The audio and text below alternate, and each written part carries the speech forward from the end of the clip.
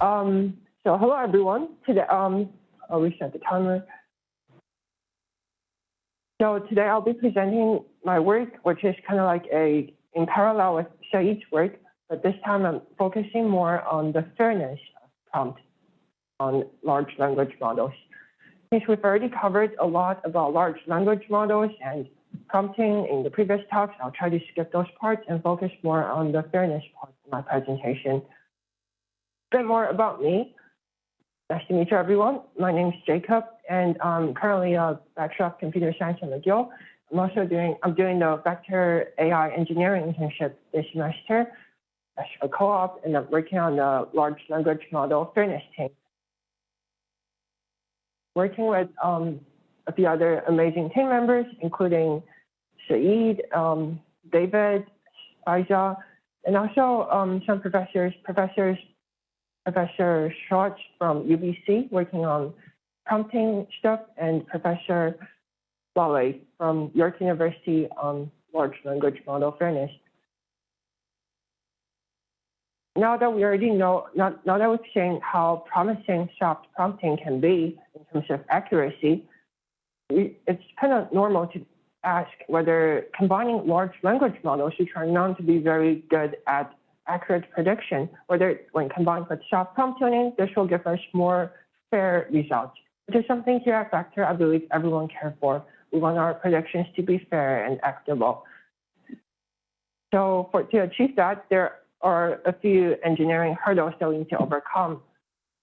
To actually measure the fairness of our large language model, we have to set up the efficient script for doing this soft prompt tuning across the hardware that we currently have.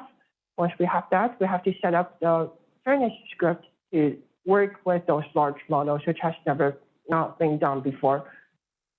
Once these are done, we were able to obtain really exciting results that have never been, that to the best of our knowledge, were not being experimented with before. Let's start with SelfToken tuning. This adds on top of soft prompt tuning, which Saeed presented earlier, and makes it a bit easier to optimize, especially in the case of large language models. Before we go into the detail of how we do SelfToken tuning, just a reminder that SelfToken tuning, like manual prompt design and full model fine-tuning, is just one additional way for adapting your language model to a specific task, like predicting the sentiment of a user's comment, aka sentiment analysis. But what's special about SelfToken tuning is that you need way less data than fine-tuning do. So you can do this with, especially for businesses where they don't really have that many manpower to label their data sets. It's easier because it's more data efficient. You don't have to do the manual prompt design. So that kind of cuts away another source of potential bias in your output. And because there's only a very small number of weights to train, less than 1% typically, it also saves us training time, allows us to iterate much faster. So here's a simple diagram to explain. Specifically, we're tuning the embedding of the start of sentence token. This is like soft prompt tuning, but specifically the start of sentence token is included in every single input in the model, both during pre-training and in our case, for downstream tasks. This allows us to have a very significant leverage over the output of the model, allowing us to obtain great performance input while using a very small number of learnable parameters. Because this is initialized along with the rest of the model's embedding matrix, we have a really good starting point in terms of optimization, so that the learning curve is much smoother and you don't have to worry that much about hyperparameters. The only limit is that there's not as many parameters as we can have with soft prompt tuning. The results are pretty inspiring. We were able to match the accuracy, the state-of-the-art accuracy of 2019 and 2018, just using less than 10,000 learnable parameters. And all this can be done on a single TPU v3-8 within an hour. Besides, you can tell that the model is pretty data efficient. Even if we cut down our data set to 10% of the original data set, to like around 6,500 examples, we're still getting 90% accuracy. This is like the state of the art of 2015 using the full data set. To achieve all this, we have to do some serious large language model tooling. The main issue we run into is that some of the large language models are so large, they don't fit into any of our GPUs. Specifically, if you look at the size of GPT-30 billion, which was released by Facebook, it requires a whopping 60 gigabytes of GPU memory. And the largest GPU we have here at Vector is A40, which has 48 gigabytes. As you can tell, even the forward pass is not going to fit. Introducing our solution, using JAX and PJET, we were able to, one more thing. Additionally, because we have a diverse range of accelerators resource here at Vector, we have the GPUs in the cluster, as well as a bunch of TPU credits that we need to use up, and plus free ones we got from Google. So we need to design our framework in a way that supports not just GPUs, but TPUs as well, ideally seamlessly, so that the industry sponsors can pick whatever hardware that works the best for them. Using JAX, we were able to achieve compatibility with both GPUs and TPUs seamlessly. You don't have to change any line of code while switching from GPUs to TPUs. You set up the Slurm script and you're good to go. This allows us to tap into over $30,000 of free AI compute credits from Google every month, with a special thanks to Faiza and Mark for helping us getting these running. And JAX PJET is the magic that allows us to scale up so dramatically from like a few billion parameters to over 30 billion parameters of like model fine-tuning. This is the original, what will happen without PJET. Using most machine learning framework, your model runs by default on the entire model lives on a single accelerator. This can be fine, but if the model gets too big, it won't fit onto a single accelerator. What JAX PJET does here is that it creates a virtual device that has a pool of all your accelerators, memory, and compute. This kind of gives you, say, if you have 8 16-gigabyte GPU, you end up with this 128 gigabyte GPU, which is huge and allows you to run 30 billion parameters, both forward and sometimes backward. This allows us to scale even beyond 30 billion parameters. Once we have enough GPUs, we can go even further, like 66 billion or ideally 175 billion parameters. So this is what happens before without PJET. And now with PJET, we can easily scale up to 30 billion. But as you could tell, just by adding more GPUs and TPUs, it shouldn't be too hard to go even further, like 66 billion. And now on to fairness, something we care a lot about here at Vector. Just a quick overview for those who are not very sure what extrinsic fairness means. We know that large language models can be biased because they're trained on human data, which are inherently biased. But I assume the businesses are most interested in how this will affect specific downstream performance. Say, if they want to analyze the sentiment of their customers, how's the model going to do in that case? So this is a specific downstream task, extrinsic fairness, and that's what extrinsic fairness measures. One way to measure it is to measure how the distribution differ in the model's confidence for different protected groups. Like for young people and old people, you're assumed to have the same confidence in being positive or negative. We're not going to go into too much detail here. So there are so many different ways to measure fairness, like more than a few, like dozens of different fairness metrics. We're not going to specifically pick one and do measurements on that. Instead, thanks to Faiza for suggesting this, we found a really nice paper that implements over like 24 different fairness metrics called generalized fairness metric. Using this package, we extended what they're currently doing by modernizing their dependencies, switching from NLP to Hugging Face, so that we can use OPT and a whole bunch of other state-of-the-art large language models.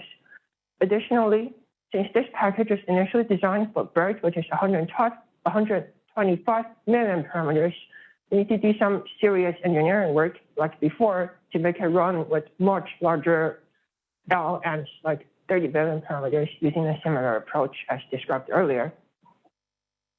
So the preliminary results is that we are able to, we found out that SelfToken Tuning was able to reduce the bias, making the model more fair on sentiment analysis. There's also a, surprisingly, even with so little things to learn, you can still overfit. And when that happens, fairness goes down really quickly. So that's something we should keep in mind in our future research.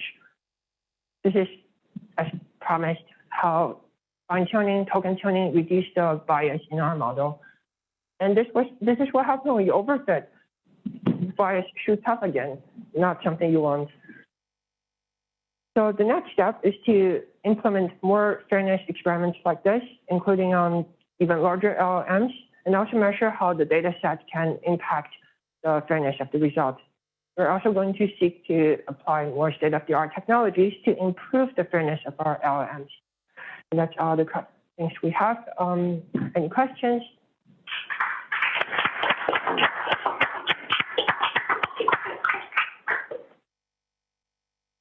Great presentation, Jacob. I think there was one question I had that I wasn't really clear about. How does the soft prompt tuning affect bias? Is it like, what is the mechanism that it acts on? Is it that it's training on less data? We still have to investigate different factors that might influence this. It could be that the data, because it used less data than other methods, you can use more fair data sets. Like some of the data sets are known to be less biased than others. Because we are so data efficient, we can use those high quality data to obtain better fairness. Another reason is potentially, as we see here, the more accurate our predictions are, the less biased we are. In other words, you can get better fairness by simply improving your accuracy on the task. I hope that answers the question. Thank you. Jacob, I still don't fully understand how you're measuring bias. What I kind of think, what I understand is if your accuracy is comparing your labeled data to your results. But could you explain a little more how exactly you're measuring bias? For sure. So, for example, let's look more closely at the two examples. Young people are inspiring and old people are inspiring. We ask our model to predict whether the first sentence is positive or negative in terms of sentiment. So same case for the next sentence. The model will output the probability for whether it thinks how likely, say 70% likely this is positive and 80% likely this is positive. So you see a gap between the two. So bias is based on the labeled data then? It's actually based on a template. It's fine if the model gets it wrong. It just has to make sure that it gets it wrong with the same likelihood for young people and old people, for example. Got it, thanks. Yes. Okay, so I have two questions. First, given all the work that you guys did to have the problem as cross-platform that can run on both Google Tensor Processing Units and NVIDIA cards, my first question is, was using JAX instead of Torch mainly for handling dependency management, and is that why you moved off of Allen NLP's Torch project? So that's my first question. And second one, again, given all the cross-platform work, which is honestly quite impressive, do you think this stack could scale to handling like an 800 gig model, kind of like GPT-3? So yeah, was it the dependency problem? And do you think this could scale up to the big boy club, I guess? Thanks for the question. Yes and yes. So, well, this is not just for cross-platform, but JAX itself, because how it's compiled instead of like interpreted like PyTorch, it inherently has the ability of being easier to optimize. For example, it's just that it's more memory efficient, even if you're just running on GPU compared to PyTorch. you can find experiments from Hugging Face that proves just this. It's more efficient, both in terms of memory usage and in terms of runtime, surprisingly. So I hope that answers the first question. For the second question, just keep in mind this is the tool that Google used when they trained the model they released earlier this year, the PaLM model, which is 450 billion parameters. And so is the case for the Gopher model, I think, using JAX, the exact same setup. And turns out it's not that hard. It's just less than 1,000 lines of Python code. Okay, but it's the proper stat, scaled up performance. All right. Also have enough GPUs. Thank you. Thank you all for sharing this.